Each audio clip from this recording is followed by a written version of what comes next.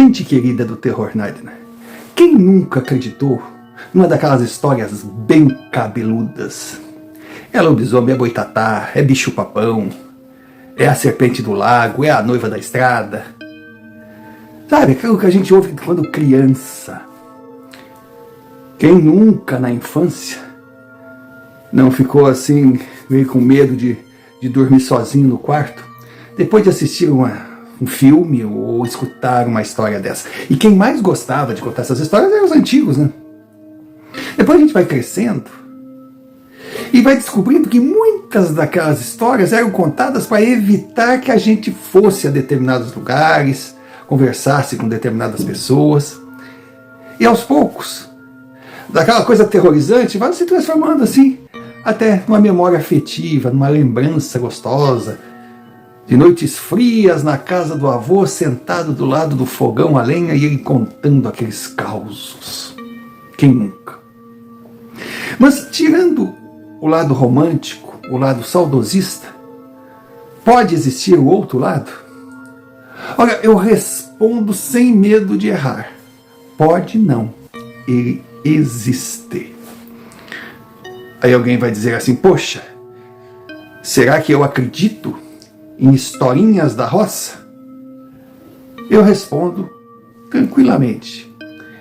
A vida me ensinou a não acreditar em tudo, mas também jamais duvidar de nada, principalmente o desconhecido ou inexplicável que chamamos de sobrenatural.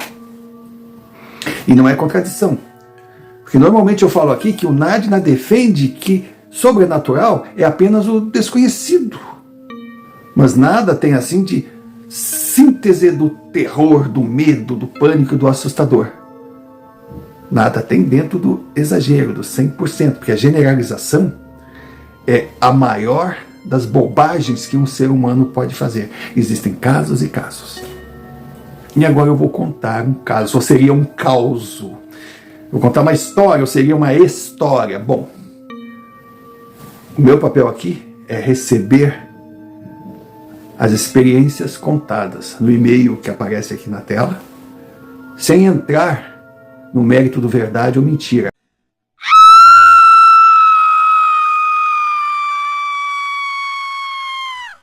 Respeitar quem as envia e até agradecer, porque são essas histórias o combustível que move a engrenagem. Mas tem algumas que eu, embora não externe, eu fico meio em dúvida. Agora tem outras que, por maior que seja a dúvida, não dá para deixar de acreditar. Senhor Romário, o meu nome é James Phillips. É James Phillips, brasileiro da gema, brasileiro do interior. Mas daí você pode pensar assim, poxa, James Phillips? Hoje eu sou conhecido como Filipinho. Será que meu pai e minha mãe caíram naquela época do modismo, que bonito era nome de gringo, para chamar um brasileiro raiz de James Phillips? Não. Na verdade, a minha mãe é uma brasileira da roça, do interior das Minas Gerais. Mas ela conheceu o Mr. Phillips, na época um jovem, que veio para o Brasil estudar justamente algumas características da Serra da Mantiqueira. Aí eles se conheceram, começou aquele namoro por correspondência, a coisa foi ficando séria, ele veio para cá, convidou minha mãe para ir conhecer a sua família no país de Gales. Claro que meus avós concordaram, mas ele teve que pagar a passagem para o meu tio, que tinha a mesma idade da minha mãe, porque sozinha ela não ia. Eles foram, passaram 20 dias com a minha avó rezando de manhã à noite, imagina, a filha dela, o filho dela, estavam no outro lado do oceano e nem nadar ela sabia. Mas daí a minha mãe voltou feliz, meu pai veio com ela e já com a decisão tomada. Ele iria casar. ele estava apaixonado pela mineirinha. E realmente o casamento aconteceu. Os familiares do meu pai, meus avós gringos vieram. Eram duas famílias incríveis, de características diferentes, de culturas diferentes, mas famílias trabalhadoras, honestas. E realmente a união foi abençoada.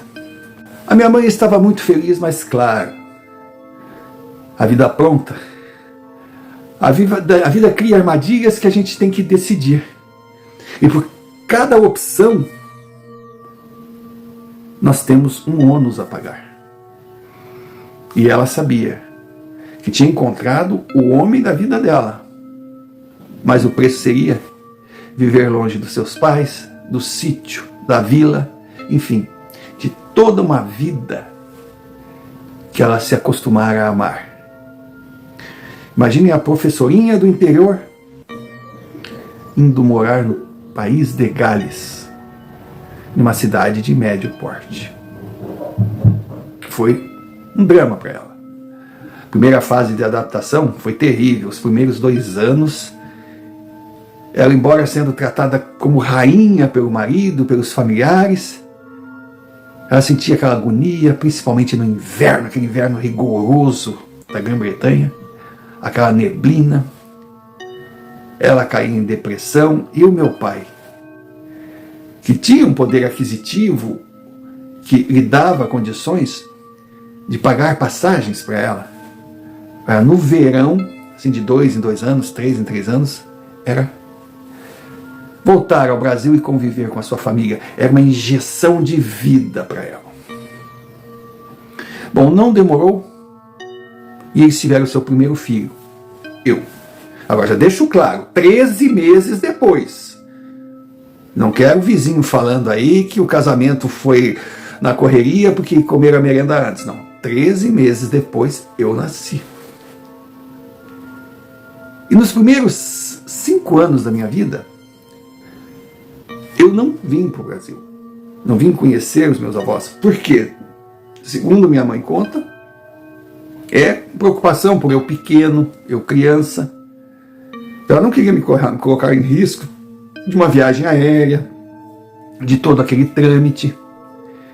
E sem contar que, segundo ela, quando eu nasci, ela encontrou algo que a mantinha forte, mesmo diante da saudade, mesmo encarando o inverno.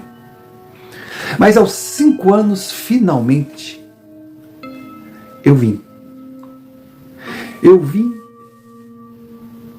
E no meio da nossa estada, teve uma combinação meio estranha, mas que deixou todo mundo feliz. Bom, quando eu conheci a avó Tita e o vô Queco, olha os apelidos dos meus avós, Tita e Queco, eu me apaixonei. Eu me apaixonei pelos lugares, eu me apaixonei pela vizinhança, pelos amiguinhos, pelos animais. Me apaixonei, principalmente pela minha dupla, Tita e Queco. Então, houve um acordo. Meu pai aceitou, minha mãe aceitou. Como eu estava ainda há 1 ano de período de escola, eu passaria aquele ano com os meus avós. Porque a minha mãe sabia que tinha essa dívida com eles. Ela tinha medo também que eu, na minha insistência de deixa eu ficar, mãe, deixa eu ficar, ela ficava com a preocupação de diz não e vai que um deles vai embora. E eles aceitaram. Então ficou combinado que eu ficaria de dezembro a dezembro. Eu ficaria de dezembro a dezembro. Para depois então voltar para o país de Gales e começar a minha caminhada no universo dos estudos. Claro, a minha mãe, ela sentiu saudade, ela sentiu falta. Eu também senti falta da minha mãe e do meu pai, mas poxa, ela estava tranquila com relação a eu estar em segurança, porque De repente eu estaria mais seguro com os meus avós do que com ela e com meu pai. E também eles trabalhavam muito. Eles estavam montando um patrimônio, e eu, no fundo, claro, não é que eu atrapalhava, eu restringia um pouco. Eles foram para o país de Gales, as cartas vinham normalmente, e eu fui muito feliz naquele ano, muito feliz mesmo. Olha, tinha outros primos que a gente brincava, eu aprendi tudo sobre o campo. Era lindo, era lindo, era lindo. E no final do dia, o vô Queco juntava toda a piazada ali e contava os causos. E um deles me apavorou, porque falava da curva das trevas. Nossa, só o nome, a gente ficava se olhando. Então meu avô contou que muitos anos antes tinha uma família que morava numa casinha que ficava ali na curva das trevas. E que era um lugar normal, eles chegaram ali, eram agricultores. Só que, numa noite de sexta-feira, olha, tudo tinha aquele... sexta-feira. Mas não numa sexta-feira qualquer. Na primeira sexta-feira de agosto, o filho mais velho daquela família, que não era nenhuma criança, já era um homem, já tinha 17 anos, saiu para reunir os animais, que era frio, agosto e coisa, para trazer os animais para o celeiro, fazer a rotina. Mas naquela sexta-feira, ele saiu e nunca mais voltou. Imagine uma cidade pequena, uma vila, todo mundo se conhecia, foi uma comoção. Procuraram, e o rapaz desapareceu. Segundo meu avô, foi algo muito triste. Dava dó de ver aquela família. Só que, no ano seguinte, na primeira sexta-feira de agosto, quem sumiu foi o João. O João, o chefe da família. Ficaram só a senhora com 3 filhas e 1 filho. E foi exatamente igual, aquele sumiço. Como se tivesse evaporado. E o João era muito grande, muito forte. Conhecia bem a região, conhecia todo mundo. Não tinha porquê acreditar que ele simplesmente, fez um buraco e entrou. Aí surgiu a maldição da curva das trevas. E o meu avô deixava claro que ninguém deveria transitar pela curva das trevas, pelo local onde estava o sítio do seu João, nas sextas-feiras, principalmente na primeira sexta do mês de agosto. Aí, lógico, a gente perguntou o que aconteceu com a senhora, as filhas. Meu avô disse, ela com medo que acontecesse o mesmo com o seu único filho, porque todo mundo dizia que a curva das trevas, a maldição, vinha buscar os homens. Vai saber lá por quê. Aí, claro, estávamos nós ali entre 5, 3 meninos e 2 meninas. O aviso era para nós, e o pior, que o meu avô falava sério e a minha avó concordava, porque cá entre nós, não existe uma fonte maior de lendas, de histórias, de monstros, de criaturas da mata, do que a roça, do que o interior.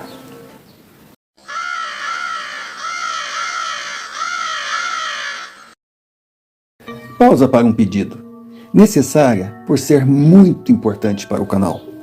Se você ainda não é inscrito, inscreva-se, deixe o seu like, comente, compartilhe, clique sino de notificações para receber mais vídeos produzidos por nós.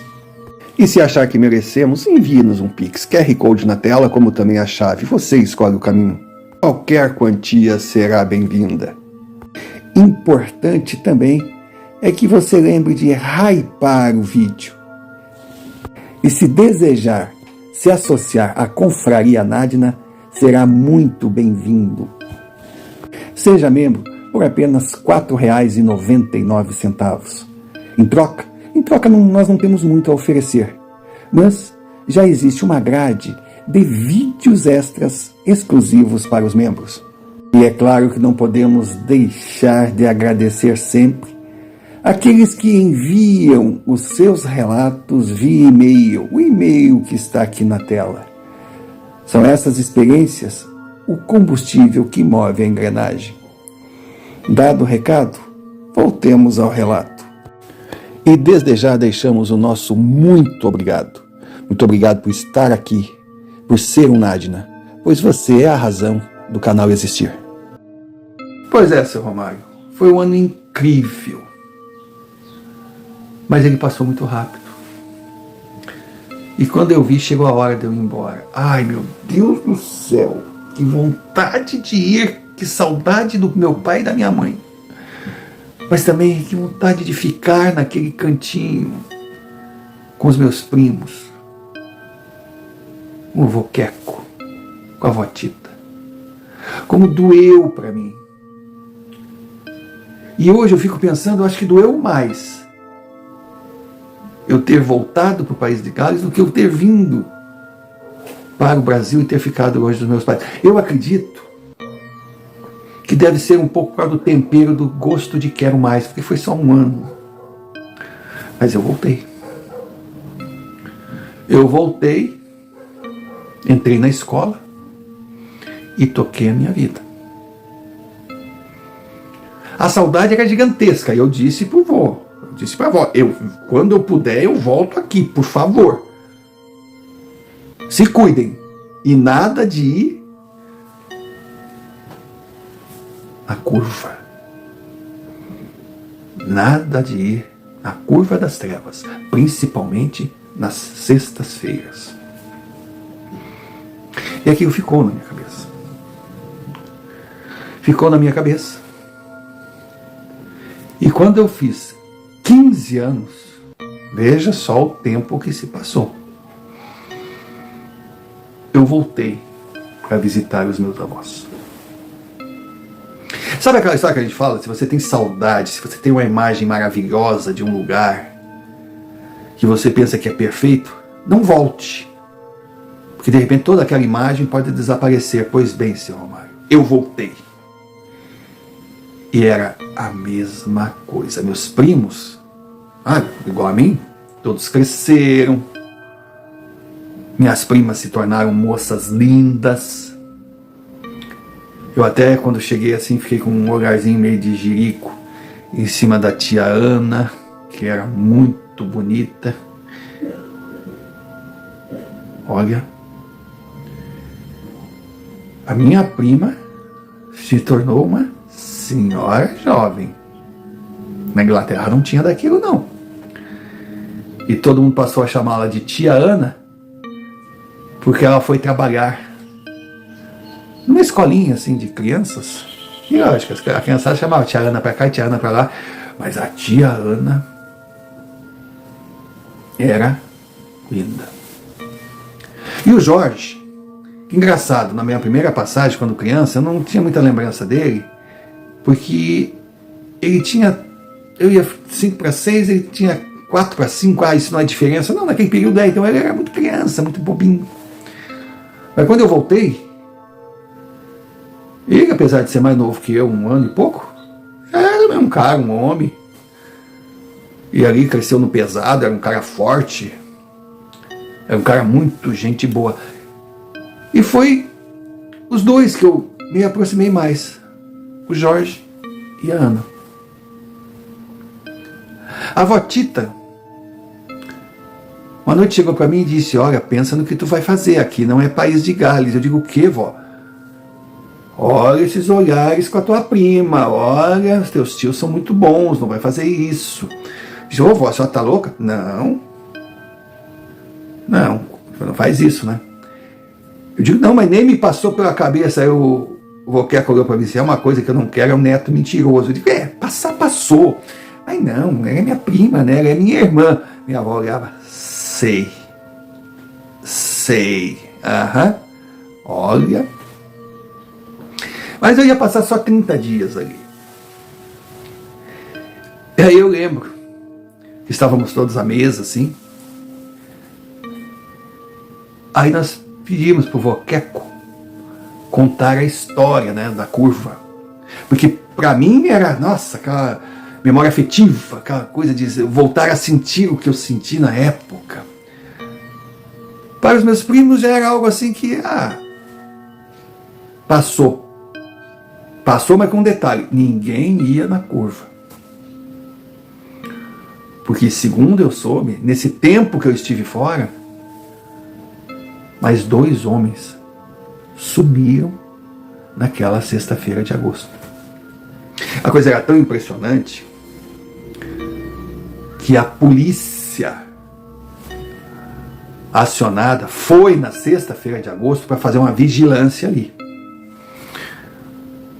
Eles tinham que saber o que estava acontecendo, porque não era só lenda, não era só história de matuto, não. E senhor Mário, pasmem, um dos homens que desapareceu nesse período foi um policial. A lenda, por mais absurda que pudesse parecer, não respeitava nem o uniforme de polícia. Mas eu lhe digo, depois de todo aquele tempo na Europa, ter crescido contra a mentalidade, aquela história me pareceu assim, já não foi mais assustadora como tinha sido, já foi meio, levei pra broma. E eu conversando com Ana, assim, na varanda da casa da minha avó, comentei que eu achei meio ridícula aquela história. O negócio sério assim, não fala isso. Respeita o nosso avô. Eu digo, não, nosso avô conta a história que ele ouviu, que ele ouve de todo mundo aqui. Não é o meu avô que está sendo ridículo. Mas a história é meio estranha, não é? Ela disse, estranha mas por que abusar? Já Jorge, a gente estava no campo lá, nunca vou esquecer, tocando os moirões numa cerca. Ele numa habilidade, uma facilidade, eu com as mãos todas cortadas, toda ferrada. Eu pegava a urtiga, eu fui em cima de formiga, eu era o bichinho da cidade, eles riam da minha cara. Mas daí conversando sobre a tal da curva, que não saía da minha cabeça, até polícia. Foi quando o Jorge disse, quer saber, eu também já tive vontade de ir nesse lugar. Ele disse, mas por que não foi sozinho? Tu é louco? Eu digo, vai dizer que tu tem medo. Ué, não é que eu tenho medo, mas por que eu vou desafiar? A gente tem que tomar cuidado, né? Se todo mundo fala, pode ser até que todos estejam inventando ou falando sobre que algo não existe. Falam porque ouviram, mas na dúvida, eu me aguentei. Aí o Jorge até falou, mas um dia eu vou lá, numa sexta-feira, e na sexta-feira de agosto. Eu olhei para a cara dele e disse, Jorge,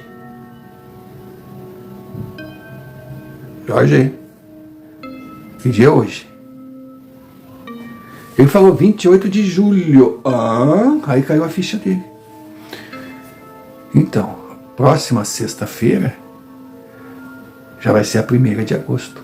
Vamos lá? Ele ficou branco, azul, amarelo. Ele não queria dar uma de covarde. Mas não se falou mais nada. Aí eu comentei com a Aninha que talvez a gente fosse lá. Ela me repreendeu um monte. Que ainda chegou e disse, quer saber? Eu fiquei bem impressionada contigo quando tu veio pra cá. Eu até pensei, olha, mesmo que a gente seja primo, se tu ficasse aqui, ela ia me namorar. Mas ela não queria mais, porque ela não quer um homem burro e teimoso. Mas aquilo ali ficou... Mas ela não falou brincando, ela falou sério. Vocês não vão fazer isso. Eu disse, não, claro que não. Estava brincando, para. É bom. Tá. Aí passaram os dias. Na sexta-feira, tipo 5 horas da tarde, Jorge e eu nos reunimos e...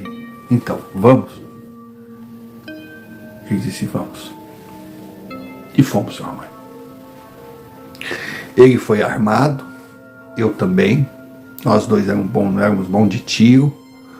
Fomos bem agasalhados, porque estava muito frio. E levamos o Pamonha. Pamonha era o cachorro do Voqueco. Agora não se deixe iludir pelo nome Pamonha, tá? Porque não era Pamonha de lerdo, não. Ele era um boi, um vira-lata de respeito. E ninguém sabia explicar, ele era apaixonado por pamonha. Quem não é de Minas, quem não é da região, talvez não conheça a pamonha de milho, mas ele era louco. E fomos. Era uma estrada de chão batido, mas boa, até um determinado ponto.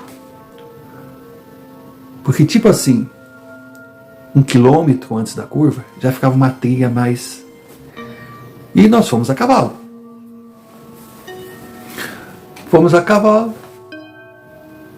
Aí quando vimos que a estrada ficava meio esquisita, já era noite, aí o Jorge falou, olha, a casa do seu João fica uns 500 metros daqui, lá no alto, um pouquinho antes da curva. Aí eu disse, bom, então vamos deixar os cavalos aqui. Que vai, a gente não sabe, de repente tem gente morando lá, vai que eles vão nos receber mal, os cavalos se assustam, a estrada é ruim, a gente não conhece a estrada, tu já passou por aqui? Ele, não.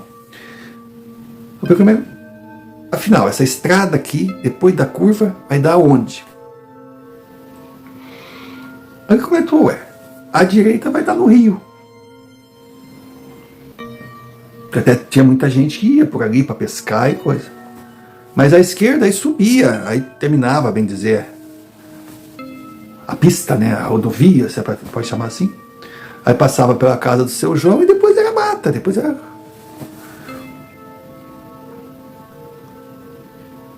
Aí naquele breu, eu pensei, nossa, com essa neblina aqui vai ser terrível da gente andar por aí, né? Aí o Jorge, você quer voltar? Eu digo, não sei.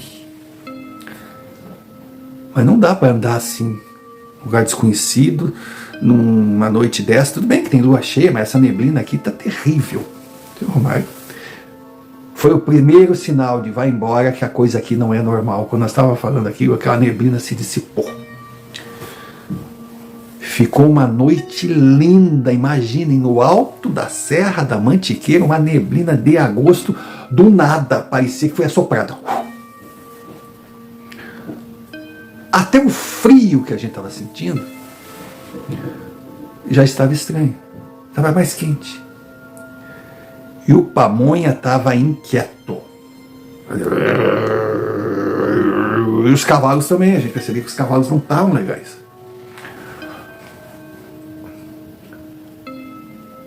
Aí foi quando nós pensamos, vamos embora? Vamos embora, isso aqui não tá legal, a gente não devia ter vindo aqui, a gente não devia ter desobedecido. Nisso, um dos cavalos saiu correndo pela estrada no sentido contrário e o Pamonha avançou latindo como se ele tivesse visto alguma coisa. E entrou chão adentro. Aí nós ficamos preocupados, não sabíamos o que fazer. Bom, a primeira coisa foi segurar o cavalo que ficou, se a gente soltasse, seguia também. E ficamos pensando, poxa, o que ele vai fazer com o outro? Aí o Jorge falou, não, pode deixar, que se ele foi, ele voltou para casa. Ele se assustou e volta para casa. Vamos segurar esse aqui, vamos montar nele e vamos embora. Mas nós não podemos deixar o Pamonha, né? Nós não podemos deixar o Pamonha. De repente, senhor Romário, aquele farol vindo pela estrada. Aí o pânico bateu. Quem será? Quando sai da caminhonete, Era o vô Queco, mas xingando assim, eu nunca vi meu avô tão brabo. O que vocês estão fazendo aqui? O que eu avisei para vocês não virem para cá? Vocês estão pensando que... Vocês estão brincando com coisa séria, não façam isso. Vamos embora. Nós falamos, mas o Pamonha... Aí meu avô era apaixonado pelo Pamonha. Ele viu o que vocês fizeram, coitado do animal. Eu digo, mas vô, saiu assim do nada, quando a neblina se dissipou. Aí eu digo, como assim neblina? Essa noite nunca teve neblina, tá uma noite bonita aí que a gente não entendia nada. E não sabia o que ia fazer. Bom, meu avô mandou a gente amarrar o cavalo que ficou na caminhonete. Aí nós perguntamos, o senhor passou pelo outro? Sim, passou, mas passou. O gateado passou assim, mas passou arriscado. Essa hora já deve estar em casa. Onde era o lugar que vocês deveriam estar. Mas vamos fazer o seguinte, vamos andar por aqui. Vamos ver se a gente acha o Pamonha, não podemos deixá-lo. E fomos andando. Eram 3 homens bem armados e assustados andando por aquela estrada. Era um caminho com mata dos 2 lados. E aí fomos andando, a noite não estava muito escura, como eu disse. Aí apareceu uma porteira. Apareceu uma porteira e no fundo, assim, estava a antiga casa do seu João. E tinha luz. Aí nós perguntamos, vô, será que o Pamonha está ali? Eu disse, eu não sei, eu não sabia nem se essa casa estava habitada. Pelo jeito eram escombros que falavam, era uma casa abandonada desde que a família do João foi embora. O que nós vamos fazer? Ele olhava, porque vocês não sabem? É por culpa de vocês que o cão sumiu. Aí eu fui abrir a porteira e não faça isso. Eu digo, o que é? Ele disse, eu não sei como é que funciona na Europa, mas abre essa porteira sem autorização para ver se de repente não leva uma bala na cara. Eu atiraria. Aí opa. Aí o Jorge começou a assobiar e gritar Pamonha. Nisso veio o cachorro, todo feliz, abanando o rabo. E atrás dele veio uma jovem, assim, uns 20 anos, sei lá, toda sorridente.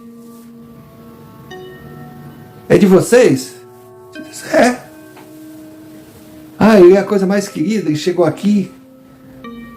Eu pensei que ele era perigoso, mas não, ele começou a brincar com a gente, brincou comigo, brincou com a minha mãe, brincou com meus irmãos, e a gente não sabia o que fazer com ele. Aí nós dissemos, que bom que ele está aqui, que encontrou a casa de vocês, só que o vô Queco olhava assim, dizia. Aí a moça falou, vocês querem entrar? Eu abro a porteira, vô Queco. Quanto tempo vocês moram aqui? Ela disse, eu não sei, eu sempre morei aqui. Meu avô olhou para o Jorge olhou para o meu avô, e eu olhando para a moça. Eu comecei a pensar, eu acho que eu estou meio tarado, não posso ver mulher. Mas não. Era uma coisa assim diferente. Ela abriu a porteira, mas entre. Vamos lá, vou chamar meu pai, coisa, entre aí. A gente não recebe muita visita aqui. Aí que veio na minha cabeça, quando a moça foi subindo assim, e o Pamonha foi atrás dela. E essa confiança que o cachorro dava para ela, aumentava para nós, porque ele não gostava, ele não era assim muito legal com o estranho, não. Aí antes da gente entrar, o Jorge perguntou pro vovô, e bom, já que estamos até aqui, vamos ver o que tem aí, pelo menos até a gente para com essa bobagem que falam da curva, né? Tá tudo muito estranho, e essa família aqui isolada, eu não conheço essa família, eu moro aqui uma vida inteira.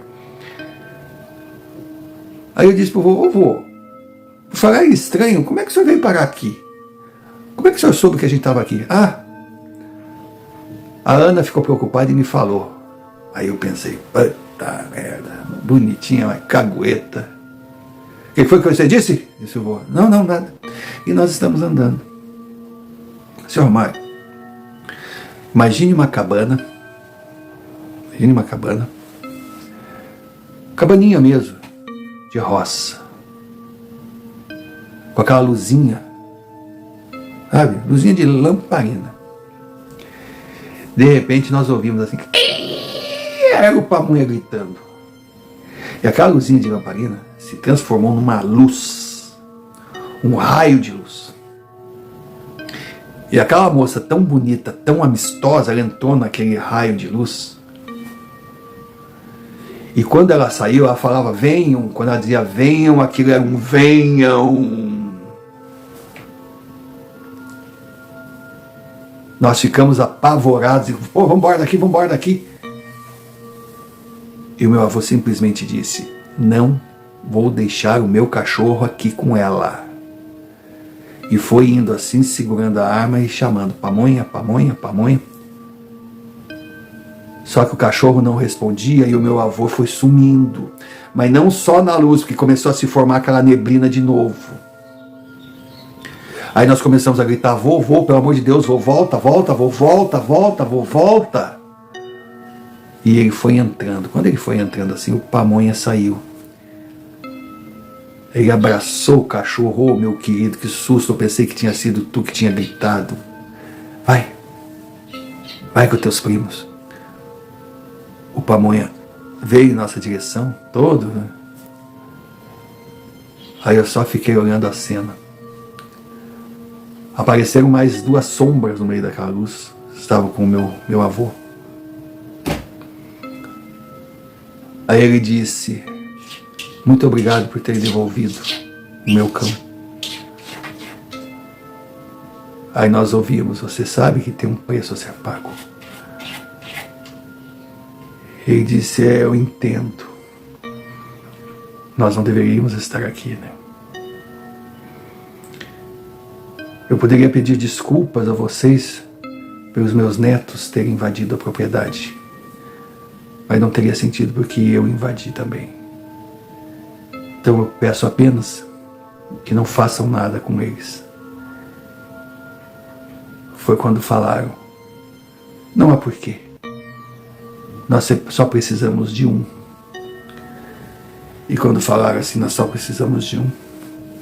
E Jorge entrou em desespero e disse, vô, não entra, e apontou a arma assim.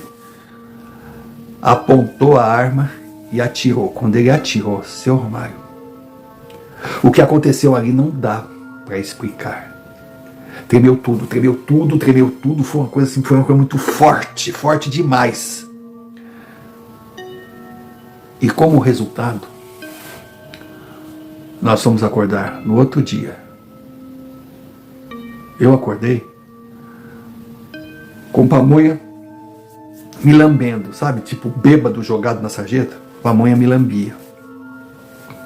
Aí eu meio que olhei, ô Pamonha. Aí veio com o meu avô Jorge, quando eu vejo o Jorge estava sentado, encostado numa árvore, mas todo zonzo, tentando descobrir quem era ele, o que tinha acontecido, todo fora da casinha. Aí eu levantei, já era mais ou menos umas 6:30 da manhã, estava amanhecendo, não estava muito frio, o dia estava prometendo ser bonito. Aí eu cheguei nele, Jorge, você está bem? Tô bem. Aí eu procurei as armas, não encontrei. Foi quando veio na cabeça o queco. Aí quando eu olhei para frente, tinha uma cabana, ou o que sobrou de uma cabana, destruída pelo tempo e pela falta de uso. Nós entramos lá, chamávamos vô, mas nada, absolutamente nada, nem moça, nem outros que estavam com a moça, nem luz, nem porteira que nós abrimos ao passar, nada. Era um lugar abandonado que há muito tempo ninguém chegava. Bateu o desespero. Aí eu pedi para Jorge descer, ver se o cavalo estava lá ainda, se a caminhonete estava no local. E se estivesse, que ele deixasse o cavalo amarrado lá e pegasse a caminhonete e fosse para a cidade, chamasse a polícia, chamasse com quem fosse. E eu fiquei lá. Eu fiquei lá procurando, chamando, e pensando: o que que eu fiz, o que que eu fiz, o que que eu fiz, o que que eu fiz, o que que eu vim fazer aqui? O que que eu vim fazer aqui? Eu fui avisado. Tinha sido culpa minha, porque o Jorge, embora quisesse ir, ele não iria sozinho. Eu que vim desafiar. Por mais que eu andava, mais destruição eu via, que aquilo ali já tinha sido um sítio até que bonito, um matagal. Tinha um estábulozinho ali todo abandonado, tinha um local também que se tirava leite das vacas, tudo jogado, tudo mata, tudo. Aí eu fiquei mais meio que fora de mim. E o Pamonha do meu lado. Às vezes ele sentava, jogava, eu perguntava. Nada. Tipo 11 e pouco, ouvi barulhos de carro chegando. Era a polícia. Eles vieram perguntar se eu estava bem, eu estava. Jorge estava com eles. Vó também estava ali, desesperada. Ana. Meus tios também chegaram. E começou a mesma procura que fizeram no sumiço das outras pessoas. Seu Romário, eu fiquei mais um tempo por lá. Voltei para minha casa, voltei para minha vida. Os meus familiares começaram a me gelar, já não era mais a mesma coisa. Não é que eles colocavam a culpa em mim, é que eu havia sido culpado. Ana nunca mais olhou para minha cara e eu entendi. Ela dizia que a única coisa que ela não ia querer na vida era um homem teimoso e burro. Minha mãe sofreu muito com a morte do vô, ou com o desaparecimento do vô, sei lá como é que eu vou dizer. O meu pai demonstrava decepção comigo. Ele teve aquela educação, disciplina, isso pode, isso não pode, desobedecer os mais velhos nunca, desafiar o desconhecido jamais. Enfim, eu era visto como o resto dos restos. Aquele erro na educação que ninguém sabia explicar onde tinha acontecido, porque nos dois lados o que eu fiz não seria admitido. E eu tive que conviver com essa tristeza, com essa mágoa, com esse arrependimento. O tempo passou, a minha avó faleceu, minha mãe e meu pai voltaram ao sítio. Eu nunca mais voltei, porque eu sabia que eu não seria bem-vindo. Anos mais tarde, Ana casou com um rapaz da região. Jorge nunca mais foi o mesmo, perdeu a alegria de viver, porque ele também carregava a mesma culpa que eu, se bem que a família não considerava tão culpado quanto consideravam a mim, mas ele era o seu principal juiz. Ele não conseguia se perdoar. E o Voqueco era o arrimo daquela família, era tudo, era o cerne. E o mais impressionante é que depois eu fui saber que quando eu voltei, Pamonha foi para o sítio e nunca mais saiu de lá. E não tive notícia se ele foi encontrado morto, o que aconteceu, não. Pamonha foi para a curva das trevas, foi para aquele local e jamais voltou. Foi algo mais na lenda da curva. Que uns dizem que ele sentiu a falta do meu avô, que era tudo para ele, e acabou morrendo ali, sei lá, de fome, atacado por um animal selvagem. Outros dizem que não, que ele conseguiu atravessar o segredo da curva e estava vivendo feliz com o meu avô. Eu não sei. Eu só sei que o meu erro foi muito grande. Mas também me serviu de lição. Talvez jamais ninguém saiba o que aconteceu com meu avô, com os outros homens, ou por que aconteceu. Talvez ninguém descubra qual foi o destino do Pamonha. Mas com certeza, a curva permanecerá lá. Igual a ela, existem milhares de outras curvas, de locais que todos falam para a pessoa não desafiar. Então, o que eu só posso dizer, com os ombros já envergados pela idade, pelo peso do remorso, é que se você não sabe onde está pisando, e se pessoas ao seu lado disserem que é um terreno perigoso, não siga. Jamais desafie o desconhecido. Com certeza, você estará jogando e fazendo uma aposta que não terá condições de bancar.